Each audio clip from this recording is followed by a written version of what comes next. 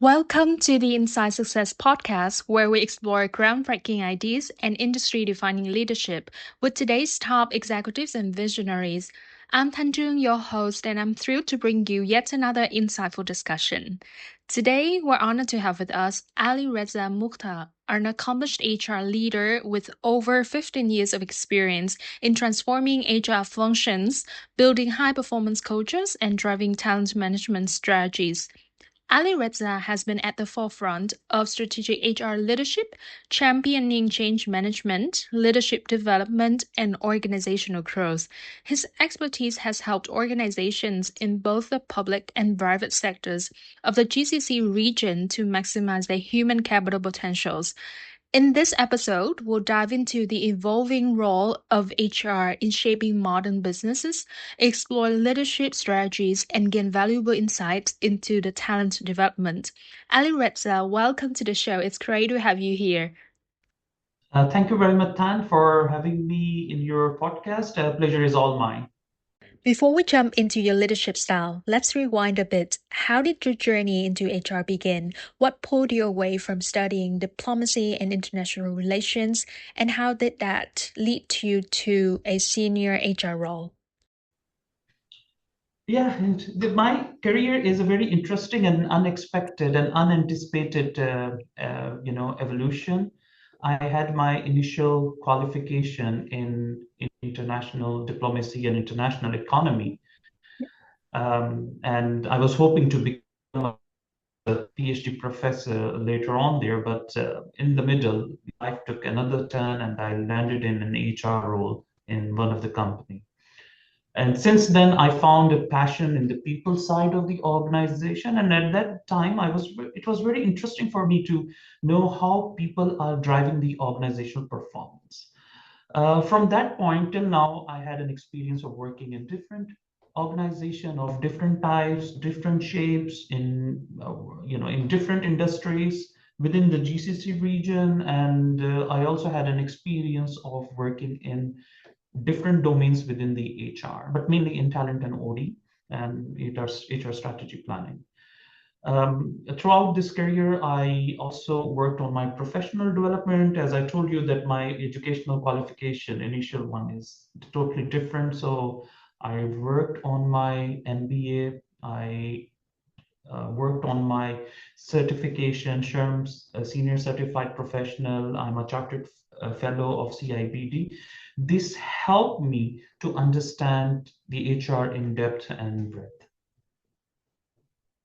Yes, wonderful. That's such an interesting shift from studying policy on a global stage to shaping company culture from the inside. I'd imagine moving from diplomacy to business strategy was a pretty big mindset shift. What was the biggest adjustment for you, Ali? Mhm. Yeah. Let me start with the interesting similarities that I found in these two domains there. So one of the most important similarity is that both of them are people centric. It revolves around the people. The context is different. There it's the society, the state, the country. Here it's the company. But there are some related themes. But on the other hand, of course, there are some different contexts there. For example, when we talk about HR, it's a business context where we have to understand things from a commercial perspective, from an organizational goals perspective, company's bottom line, top line, stock market performance, culture of the within the organization, the processes, the customer. So these kind of adjustment, I made to think, people aspect of the organization from a different way. Yeah.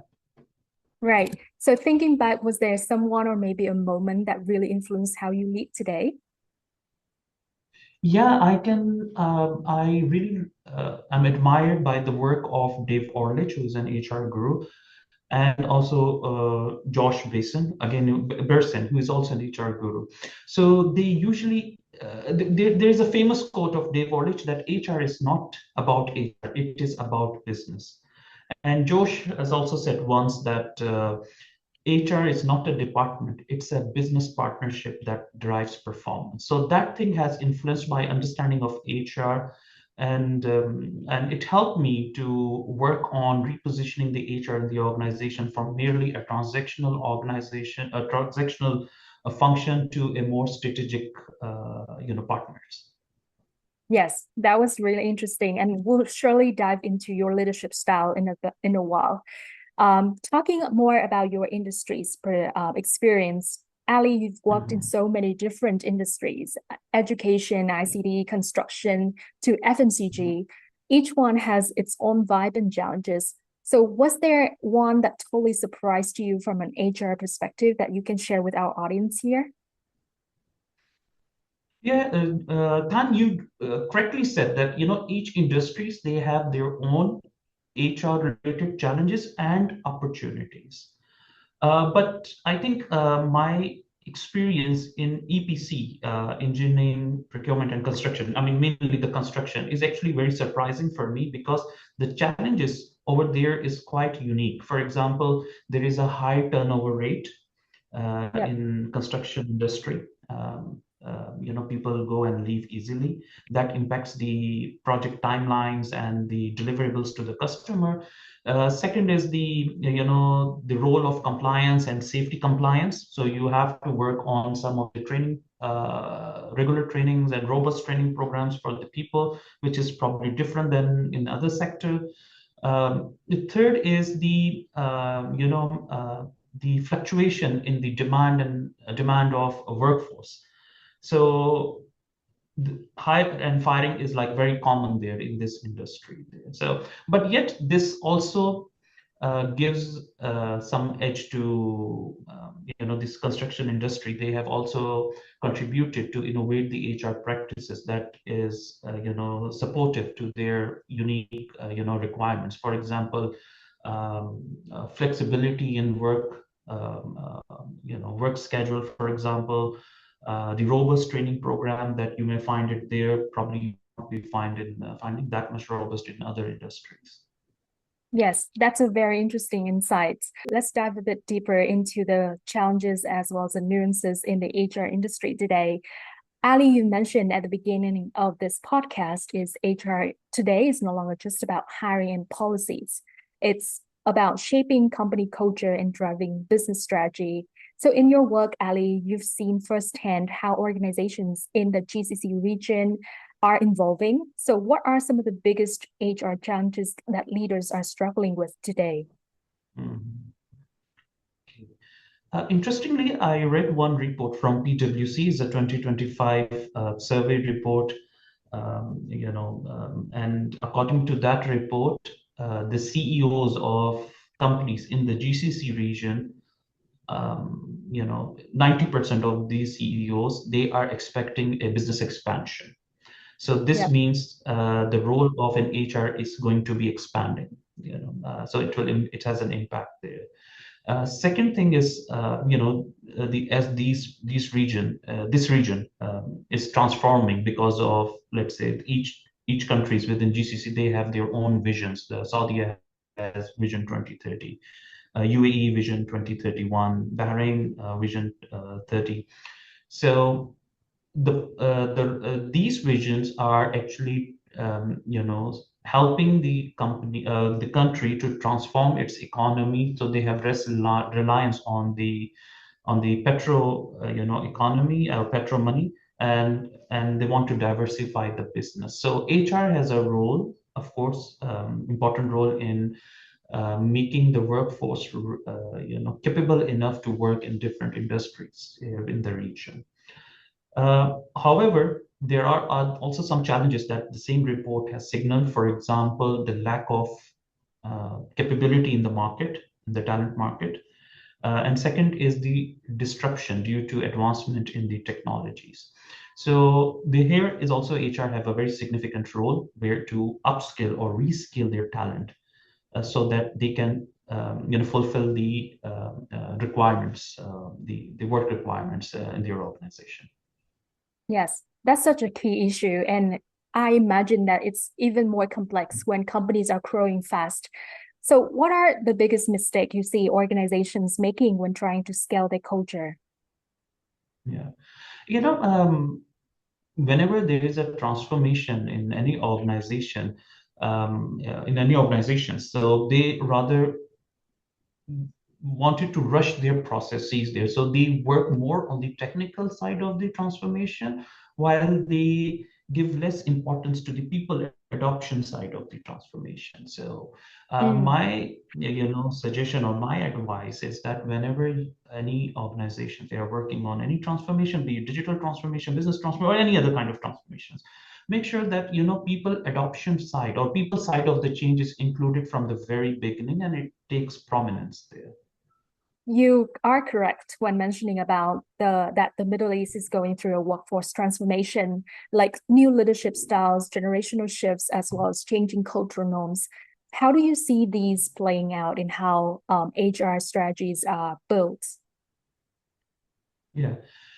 Yeah, see, as this region is transforming, and this is a huge, not only the cultural transformation in this region, like Saudi Arabia right now, is not what it used to be 10 years before, and other GCC regions are also experiencing same transformation, similar transformation, if not the same. But at the same time, business transformation is also taking an important role here. So HR needs to be adaptive enough to play or to bridge a gap between the people and the transformation that is going on. So this means that HR needs to make sure that they bring the right people for the right position, number one, and number two, to upskill or reskill their employees so that they can contribute to these transformation which is going on in this region. Yes. So, Ali, imagine that if you had a blank slate and you could redesign HR from scratch, what would be your top three must-haves? Well, I think I'll have three main function that probably or three main domain within HR that I would be focusing on there. One is the HR business partnership, which is the function that is dedicated to build a bridge between the HR and the business. The second one is HR Center of Excellence, which is like the R&D of the HR that provides the specialized services to the company.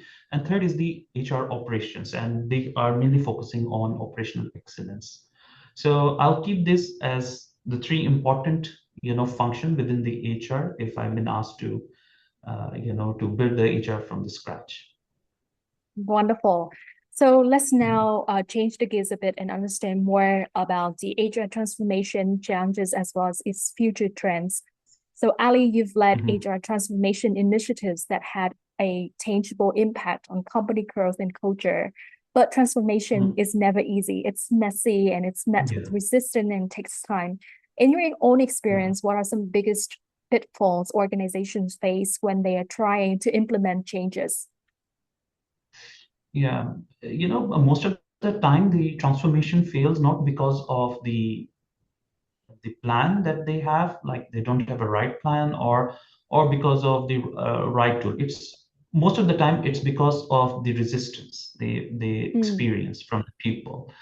I really, I once again say about the Dave Orlich and Josh Bersin when they are saying that HR is not about HR, it is about business. If you reposition your HR in such a way that you are the true business partner in the organization and you sell HR to the business and to the CEO in that way, then it would become more easier for you to get buy-in and take the take the role of an HR further when the company is going through the transformation. So nowadays we hear the term talent management thrown around a lot, but it's no longer about filling roles. It's strategic driver of business success, as you mentioned. From your own experience, what are some of the most critical mindset shift companies need to adopt to ensure long-term success in managing their talent? See, there is some new trends are coming in within the talent management domain. For example, now companies are more using more skill-based management system rather than the competency-based management system there, because now skills are taking more prominence especially the digital skills and because of the digital transformation and digital advancement. I think the most important thing is that which all the talent management leaders need to take into consideration is to be adaptable, to be agile, and to make their people ready for different role rather than for the specific domain where they are right now. So their talent management strategy should be more aligned to these priorities. Right. So another critical piece in business transformation is definitely leadership development. The success of any change effort often hinges on whether the right leaders are in the right place. Mhm. But Yeah, spotting and nurturing future leaders isn't always an easy task, right? What's your yeah. approach to helping the companies identify high potential talents and actually develop them into impactful leaders in the future? Mhm. Okay. You know what? This question reminded me my MBA dissertation. The topic was um, uh, the role of a leadership development, Mm, uh, uh, um, the role of a leadership development during digital transformation in ICT industry. So I took one of the right. case study of a leading ICT company in the region, in GCC region. So during that research, I found that leadership development have plays three important roles out of other three main important roles during the digital transformation. Number one is it provides the right leadership skills to our leaders to take the transformation further. Number second is it also helped to instill the culture of innovation and adaptability through their leadership style. And third is it also helped to build your successors as the company evolves because of the transformation. There's a new different roles will be emerging. So you will need your healthy pipeline or leadership pipeline available to them. But so whenever there are some vacant positions available or new positions available, you can easily get these people from the pipeline to take those roles. Um, you know, to make sure that we have a right leaders here. So identifying the high potential is also important and it's crucial. So three elements which I think one needs to take into consideration. Number one is their performance, like Mm, how good they are in their performance. You can look into their historical performance. The second is the potential, where you can yep. see that do they have a potential to take new roles and other roles. And third is the will, whether they are willing to take that role or not. So most of the Right. time we miss out the third option, the will. So we just Yes. see performance and culture. This is the typical nine boxes grid of talent of OTR that we use. We call it OTR, means organizational talent review. So there's two axes. One is the performance and one is the potential. The third one we usually don't consider the will of the people there. So we need to take these three elements into consideration to identify high potential. Yes, that's such an interesting perspective, performance, potential as well as will. But from your point of view, Ali, do you think that leadership traits can be fully developed, or are there any certain qualities that someone needs to have naturally?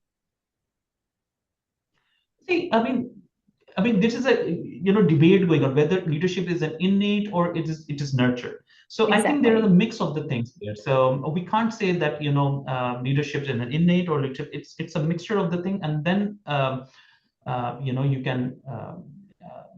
you can shape your own personality accordingly there. So some of Mm, the things that are your natural preferences. Some yes. develop yourself. So I think most important thing is you need to understand what are your natural preferences, and then accordingly you can work on your leadership development. Yes, that's really interesting. So let's talk more about the innovations that's happening in the workplace right now. Yeah. Things like remote work, flexible models, as well as AI-driven processes. And companies Hmm. nowadays don't just need to introduce change; they need to embed the new ways of working Yeah. and sustain innovation in the long run. Mhm. What are some of the most effective ways you've been seeing organizations successfully adapt and stay ahead of the new curve? Mhm.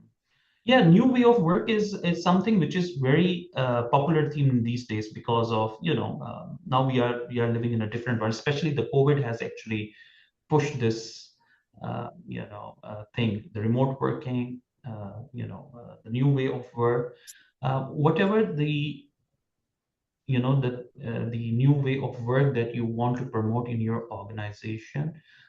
From my experience, three things are very important to drive that. Number one is the clear communication with the people. You should make it clear what are the expectations from this new way of work. How is it going to help you and the organization, in the short run and the longer run there.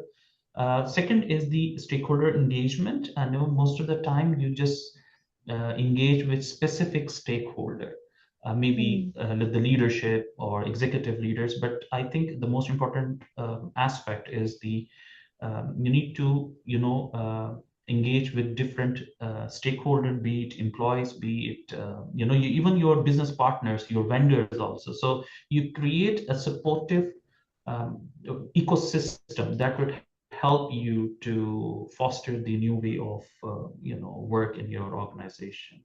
And the third thing is the training. Sometimes we just give them some guidelines on new way of work, but we don't give them sufficient training to adopt these new things there. So continuous training is very important, and especially in this context, I always advocate just-in-time training. So whenever they are experiencing this new way of work, wherever they find difficulty, they are able to pull out those learning resources, and then they develop themselves and try to adopt these new changes. Yes. Speaking of new changes as well as the innovation that's happening in the workplace, let's dive deeper into the role of technology in HR. Some Yeah. see it as a massive Mhm. opportunities, while others worry about losing the human elements. From your point of view, Ali, how Mhm. do you see digital transformation reshaping the way that companies manage people? Mhm. Okay. See, I see the role of the technology is not to replace the people. It's rather to augment and complement the human capabilities. I think this strategy would definitely help the organization in the longer run. Um, yes, I do agree. Like some of the jobs that that has been automated, and these job is taken by a machine now, but the workforce who were working there at that time can be utilized in other areas as well. So now I think it's more about the quality of work that they are producing, so with the Yeah. support of the technology, they can produce well, and they can be ahead of the curve in the market. Right, wonderful. All this is very incredible in theory, but I know you've seen it in action, Ali. Can you share a success story where your HR Yeah. strategies made a tangible impact to the organizations or to the lives of the people that you're managing? Mm. In one of my experience, I worked on HR transformation or HR strategy, and there was different elements attached to it. One of them is the cultural element, because the company was, their new strategy requires a shift in the culture.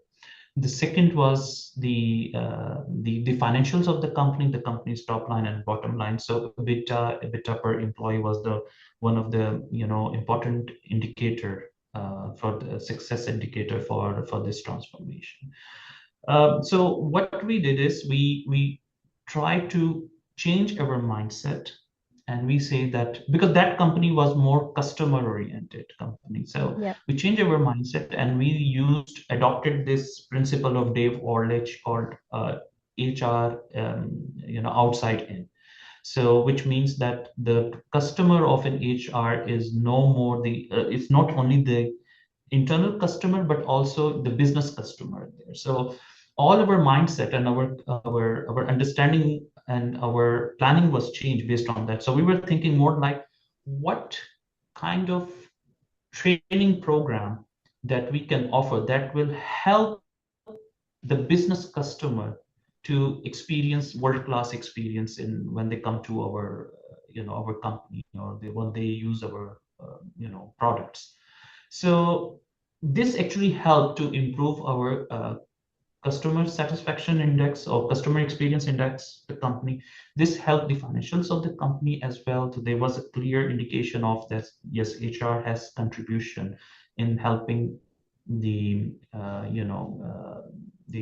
the financials of the company, though it was not direct, but yes, there was some agreement on this thing. And third, the cultural measurement or the cultural index was improved big time, as a result of this transformation. Yes, that's a really powerful example. And what's really interesting is that your influence doesn't stop there. You're not just driving change inside the companies, you're shaping the conversation on a much bigger scale. Ali, you've been featured on platforms like Inside Success, sharing your perspective with a wider audience. From your perspective, why do you think it's so important for business professionals like you to step up and have a voice in the public spheres? Yeah, I see this as an opportunity for yourself to contribute to the industry when you are shaping the conversation. So you are bringing your perspective, and this actually helps to improve the literature, or the, let's say, the knowledge of your domain. So I think everyone should, contribute to that if they have this opportunity. Second, and the most important thing is it helps you to do the networking within your industry, with the peers within your industry. So this helps you also to seek others people perspective and insight as well. So it helps you to grow as well. So it's both like giving it to the industry and taking it from the industry. Yes, that's a wonderful example. Right. So let's look at the future of HR. Ali, the pace of change in HR is very relentless, and companies nowadays are navigating hybrid work model, shifting employees' expectations, as well as the rise of AI in the talent management. If you had to make a bold prediction, where do you see HR heading in the next 5 to 10 years? See, I think because of the changes happening, we are living in a VUCA world there, and we also experience a disruption because of the advancement in the technologies there. So I think two or three things I can share with you, that would explain that where we are going right now as an HR. So business impact will take more importance when discussion is going on around the HR. So in the organization, I see that HR is going to take an important role in the board meeting. This is one thing. Second thing is the adoption to the technologies. For example, the AI or robotics or any other things will be taking more importance right now in the HR practices. And third is the focus on the culture that is based on agility and adaptability. I think the more focus will be on on these two areas when it comes to the organizational culture. Yes, wonderful. So many of our listeners here might be at a crossroad of their careers.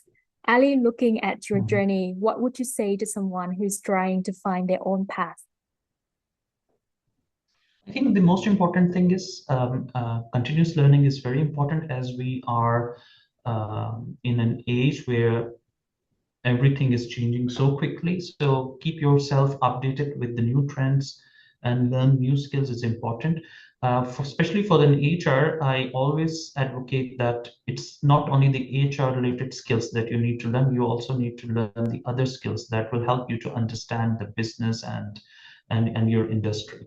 So business acumen, financial acumen and digital acumen is also very important for HR to know and to be good at. Ali, it has been a great conversation. I love how you break down the complex HR challenges into real and actionable strategies. It's clear that you're not just talking about transformation, you're actually making it happen from the inside. Before we wrap up, where can our listeners connect to you and learn more about your work in the future? Well, I can be more than happy to connect with anyone through LinkedIn or through my email, which is alipk80@gmail.com. So you can just send me a message, and then we can start our conversation. Yes. Ali, thank you once again for joining us. It was a pleasure having you on the show. Thank you so much. Pleasure is all mine, Tan, and I had a wonderful time talking to you about HR and the business. Great. And to everyone listening, I hope this episode gave you something to think about, whether you're reimagining leadership, embracing change, or just approaching your work with a fresh perspective. Thank you for tuning in. If you found this discussion insightful, don't forget to subscribe to the Inside Success podcast for more thought-provoking conversation with our guest speakers. Until next time, stay innovative and keep striving for excellence.